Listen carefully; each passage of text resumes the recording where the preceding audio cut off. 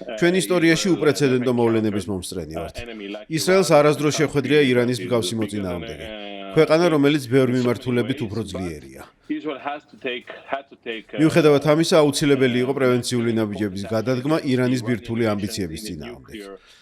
ისრაელმა დაადგინა, რომ ირანი საიდუმლო წარმართავდა ბირთვული იარაღის შექმნის პროცესს და ერთობლიობაში ეს ფაქტი და ის, რომ ირანი ღიად აცხადებდა ისრაელის განადგურების სურვილს, წარმოშობდა რისკს, რომელსაც ისრაელი ვერ დაუშვებდა.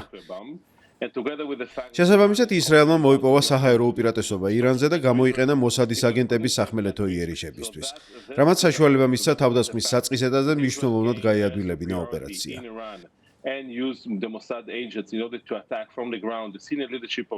მას შემდეგ ისრაელი განაგრძობს შეტევებს ირანის ბირთვულ და სარაკეტო ობიექტებზე. თავის მხრივ ირანი პასუხობს სარაკეტო თავდასხმებით, რისთვისაც იყენებს მის ხელთ არსებულ შორი მოქმედების სარაკეტო არსენალს. ერთ რამეს ხაზგასმით უნდა აღვნიშნავდეთ. ამჟამად ვიმყოფებით გარდამტეხ ეტაპზე, სანამ დაზუსტებით გვეცოდინება მიიღებს თუ არა ამერიკის შეერთებული შტატები მონაწილეობას ომში. თუ კი ამერიკა ჩაერთვება, მას შეეძლება გაანადგუროს ირანის დარჩენილი ბირთვული შესაძლებლობები, განსაკუთრებით ეგრეთ წოდებული ურანის გამდიდრების ობიექტები და შესაძლოა საფრთხე შეექმნას თვით რეჟიმის სტაბილურობასაც. ამიტომ ამერიკის უშუალო ჩართვა კამპანიაში იქნება ის ფაქტორი, რომელიც განსაზღვრავს ჩვენი მოქმედების შემდგომ კურსს. ამ დროისთვის ჩანს, რომ ისრაელსა და ირანს შორის ვითარება გარკვეული სახის გამოფიტვის ომს წააგავს. ამ პროცესში ამერიკის ჩართულობა გადამწყვეტ მნიშვნელობას იძენს. თუმცა არანაკლებ მნიშვნელოვანია კითხვა, აპირებს თუ არა ისრაელი ირანის რეჟიმის დამხობას და რაც მთავარია ირანის უმაღლესი ლიდერის საფრთხის ქვეშ დაყენებას.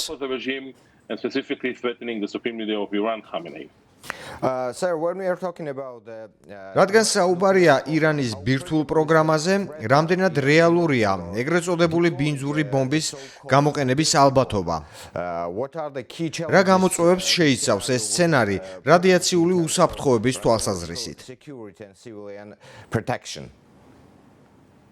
რა თქმა უნდა, თუ კი ირანს ბირთვული სამხედრო პოტენციალი ექნება, ეს სერიოზულ საფრთხეს შეუქმნის მთლიანად ახლო აღმოსავლეთის სტაბილურობას. ამას მოყვება ერთგვარი შეჯიბრი. საუდის არაბეთი, ეგვიპტე თუ სხვა რეგიონული ძალები თავადაც ეცდებიან ბირთვული იარაღის მოპოვებას. შედეგად რეგიონში ბირთვული იარაღის რაოდენობა საგრძნობლად გაიზრდება.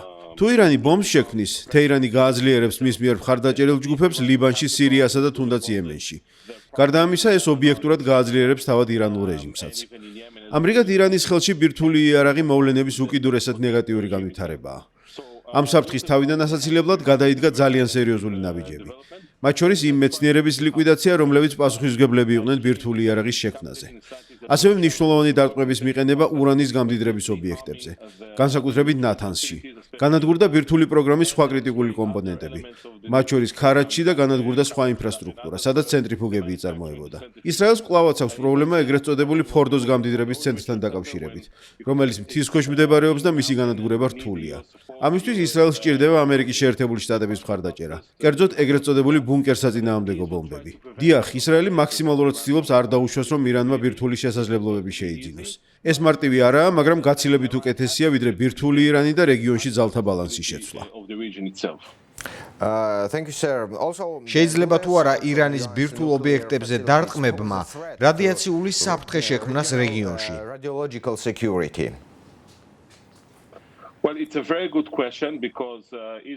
კარგი კითხვაა, რადგან ისრაელმა ნამდვილად განახორციელა შეტევები და შესაძლოა დღესაც აგრძელებს შეტევას იმ ობიექტებზე, რომლებიც ჯერ კიდევ ფუნქციონირებენ.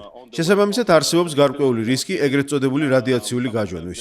თუმცა ვფიქრობ, რომ ისრაელმა წინასწარ შეაფასა ეს საფრთხე და სცადა თავიდან აეცილებინა ის. საერთაშორისო ატომური ენერგიის სააგენტოს ინფორმაციით, მიუხედავად იმისა, რომ ისრაელმა დააზიანა ირანის ბირთვული ობიექტების უმრავლესობა, ჯერჯერობით არ გამოვლენილა რაიმე სერიოზული გაჟონვა. ეს ფაქტი მიუთითებს იმაზე, რომ ისრაელის მოქმედებები კარგად გაწერილი და წინასწარ დაგეგმილი იყო. მიზანი იყო ობიექტების განადგურება ისე, რომ რადიაციული გაჟონვა არ მომხდარიყო. მაგალითად, ნათანზის ობიექტზე ცენტრიფუგები პირდაპირ არ განადგურდა. ისრაელმა დააზიანა ელექტროენერგიის მიწოდების სისტემა. შედეგად მთელი სისტემა ისე გამოვიდა მწყობრიდან, რომ რადიაციული გაჟონვის რისკი არ შექმნილა. თეორიულად რისკი ნამდვილად არსებობს, თუმცა პრაქტიკაში ისრაელის ყოველი ნაბიჯი იყო მიმართული იმ მიზნისკენ, რომ თავიდან აეცილებინა ასეთი საფრთხე. და როგორც ატომური ენერგიის სააგენტოს მიერ დღემდე გავრცელებული ცნობები აჩვენებს, ამ დრომდე არსებით რადიაციულ გაჟონვას ადგილი არ ქონია. And my next question goes to the Iran's missile arsenal. Could you ჩემი შემდეგი კითხვა ირანის სარაკეტო შესაძლებლობებს ეხება. military capabilities? It's მიმოვიხილოთ თეირანის სამხედრო შესაძლებლობები. specifically what types of ძალა და სიზუსტე. რა ტიპის შეიარაღებას იყენებს ირანი ისრაელის წინააღმდეგ? has Israel's missile defense response been?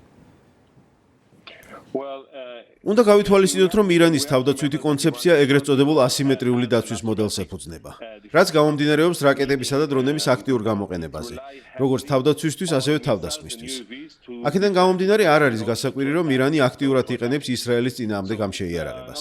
ირანი ამ გზით ცდილობს ისრაელის დასჯას, მაგრამ ამავდროულად ცდილობს წარმოაჩინოს გარკვეული ბალანსი ისრაელის მხრიდან განხორციელებული იერიშების საპასუხოდ. ამ მიზნის მისაღწევად ირანმა ბოლო წლებში შეიმუშავა მაღალი სიზუსტის მრავალფეროვანი სარაკეტო სისტემა, რომელშიც შედის 1000 კილომეტრზე შორსმოქმედი რაკეტები, ტონიანი და მეტი წონის ასაფეთქებელი მასალით მქონე ქობინებით, ზოგჯერ ზებგერითი სიჩქარის. ირანი მნიშვნელოვან რესურსს დებს სიზუსტის გაუმჯობესებაში, თუმცა სრული წერტილოვანი დარტყმის შესაძლებლობა ჯერ არ აქვს. მათ უკვე შეუძლიათ კონკრეტული ობიექტების დაზიანება, რაც თელ-ავივში და ჰაიფაში ბოლო დღეებში ნათლად ვიხილეთ. შესაბამისად, დარტყმის სიზუსტე მნიშვნელოვნად გაუმჯობესდა. ირანი ამ შესაძლებლობას იყენებს იმისთვის, რომ ისრაელთან რაღაც დონის შეკავების მექანიზმი შექმნას და ის მომავალშიც გააგრძელებს მსგავსი ტიპის რაკეტების გაშვებას. ომის დაწყების მომენტისთვის ირანს 2500-მდე ამ ტიპის რაკეტა ჰქონდა. დღესდღეობით საერთაშორისო მონიტორინგის მიხედვით დარჩენილი აქვს დაახლოებით 1500 ერთეული. ისრაელმა შეძლო ნაწილი გაენადგურებინა, თუმცა რაც კიდევ უფრო მნიშვნელოვანია, განადგურდა მათი გაშვების პლატფორმების დაახლოებით ნახევარი. შესაბამისად, ირანს მართალია კვლავ შეუძლია გარკვეული რაოდენობის რაკეტების ერთდროულად გაშვება, მაგრამ საუბარია არა ასეულებზე, არამედ ათეულებზე. მაგალითად 20, 30 ან 40 რაკეტა ერთდროულად. ამ კონტექსტში ირანი ცდილობს გამოიყენოს დარჩენილი შესაძლებლობა და ეგრეთ წოდებული გამოფიტვის ომში აიძულოს ისრაელი, რომ დახარჯოს ანტისარაკეტო სისტემები, მაგალითად ეროუს ტიპის ანტირაკეტები. ირანი ვარაუდობს, რომ ხანგრძლივი ომის პირობებში ისრაელი ამოწურავს ამ რესურსს და შემდგომში მისი შეტევები უფრო ეფექტიანი გახდება. ასე რომ გარკვეულწილად ეს ომი სწორედ რაკეტებისა და ანტირაკეტების ბრძოლათაც შეიძლება შეფასდეს. ამ ეტაპზე ისრაელის ანტისარაკეტო სისტემა 90%-იანი ეფექტიანობით მოქმედებს, რაც ძალიან კარგია. თუმცა ყველაფერი დამოკიდებულია ომის ხანგრძლივობაზე. თუ ირანს ექნება იმაზე მეტი შემტევი რაკეტა, ვიდრე ისრაელს თავდაცვის რაკეტები აქვს, ისრაელი სერიოზული პრობლემების წინაშე დადგება. სწორედ ამიტომ ისრაელის საჰაერო ძალები აქტიურად უტევენ რაკეტების გამშვებ სისტემებს, საცავებს, საწარმოებს, ყველაფერს, რაც ირანს საშუალებას აძლევს ახალი რაკეტები აწარმოოს ან უკვე არსებულები გამოიყენოს. მიუხედავად იმისა, რომ ირანი რაკეტებისა და მათი წარმოების კუთხით ნამდვილად ტექნოლოგიურად განვითარებულია და გარკვეული გზებით ახერხებენ ისრაელის დაცვის სისტემების მოტყუებას, თეირანი მაინც ვერ ახერხებს იმ მასშტაბის შეტევას, რაც თავდაპირველად ჰქონდა ჩაფიქრებული. განსაკუთრებით მნიშვნელოვანი იყო ისრაელის მიერ ირანის სამხედრო ლიდერების განეიტრალება, მათ შორის იმ პირების, ვინც უშუალოდ ხელმძღვანელობდა სარაკეტო პროგრამების განვითარებას. სწორედ ამიტომ ირანს უჭირს იმ სცენარის რეალიზება, რომელიც თავდაპირველად მოამზადა იმ შემთხვევისთვის, თუ ისრაელი მის ობიექტებზე შეტევას მიიტანდა. And our last question. და ჩემი ბოლო კითხვა. მიმდინარე მოვლენების ფონზე, როგორ წარმოგიდგენიათ რეგიონული უსაფრთხოების პერსპექტივა? რამდენად ახლოს ვართ ფართო მასშტაბიან დაპირისპირებასთან? Current situation to a broader regional escalation. ესკალაციის შესაძლებლობა ნამდვილად არსებობს და ყველაფერი ამერიკის შეერთებული შტატების გადაწყვეტილებაზეა დამოკიდებული. თუ შეერთებული შტატები გადაწყვეტს ჩაერიოს ომში და დაიწყებს შეტევებს ფორდოს ბირთვულ ობიექტზე, თუ ისრაელთან ერთად რეჟიმის დამხობაზე იმუშავებს და თუნდაც ჰამენეის ლიკვიდაციაში მიიღებს მონაწილეობას, ეს ფაქტობრივად აიძულებს როგორც ჩინეთს, ასევე რუსეთს აქტიური რეაგირება მოახდინონ. ამავდროულად ირანის მხრიდან პასუხი უფრო გაბედული და აგრესიული იქნება, რაც აუცილებლად გამოიწვევს რეგიონის სხვა ქვეყნების ჩართვას, მათ შორის საუდის არაბეთის, ყატარის და ასე შემდეგ, სადაც განთავსებულია ამერიკული სამხედრო ბაზები და პერსონალი, რომლებიც მოქმედებენ ამერიკის ინტერესებიდან გამომდინარე ირანის წინააღმდეგ. ამ კონტექსტში ყველაფერი დამოკიდებულია ერთ საკვანძო გადაწყვეტილებაზე. ჩაერევა თუ არა ამერიკის შეერთებული შტატები კონფლიქტში. თუ ის ჩაერთვება, არსებობს დიდი რისკი, რომ საომარი მოქმედებები გადაიზრდება ფართომასშტაბიან რეგიონულ ომში. იმავდროულად ხამენეის ლიკვიდაციის ან რეჟიმის შეცვლის მცდელობა სავარაუდოდ გამოიწვევს რუსეთსა და ჩინეთში გაძლიერებულ რეაქციას. შესაძლოა ეს რეაქცია არ იყოს პირდაპირ სამხედრო ჩარევა, თუმცა პოლიტიკური და დიპლომატიური წნეხი საერთაშორისო ასპარეზზე, მათ შორის გაეროს ფარგლებში გაძლიერდება. ამიტომ დღევანდელი ვითარება გარდამტეხ ეტაპზეა. თუ ამერიკის შეერთებული შტატები ჩაერევა, ესკალაციის ალბათობა საგრძნობლად გაიზრდება. ხოლო იმ შემთხვევაში, თუ ამერიკა გადაწყვეტილებას მიიღებს, რომ არ ჩაერთოს და ზეწოლას მოახდენს ისრაელზე, რომ შეთანხმების საფუძველზე შეწყვიტოს ომი ირანთან, მაშინ შესაძლებელია დაძაბულობის დარეგულირება. აუცილებელია ხაზი გაუსვათ. ირანს არ სურს ამერიკის შეერთებული შტატების ჩართვა ომში. მათი სტრატეგიაა, რომ კონფლიქტი დარჩეს ორმხრივი, ირანსა და ისრაელს შორის.